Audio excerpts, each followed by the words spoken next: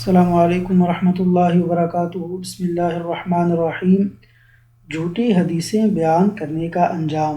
حضرت انس رضی اللہ عنہ فرماتے تھے کہ مجھے بہت سی حدیثیں بیان کرنے سے یہ بات روکتی ہے کہ نبی کریم صلی اللہ علیہ وسلم نے فرمایا کہ جو شخص مجھ پر جان بوجھ کر جھوٹ باندھے تو وہ اپنا ٹھکانہ جہنم میں بنا لے۔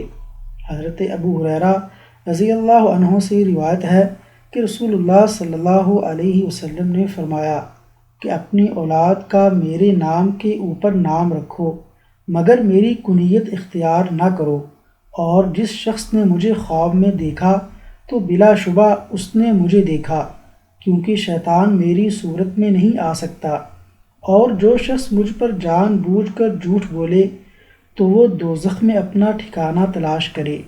اللہ تبارک و تعالیٰ سے دعا ہے کہ اللہ تعالیٰ جھوٹ بولنے اور جھوٹی احادیث بیان کرنے سے محفوظ فرمائے۔ آمین یا رب العالمین۔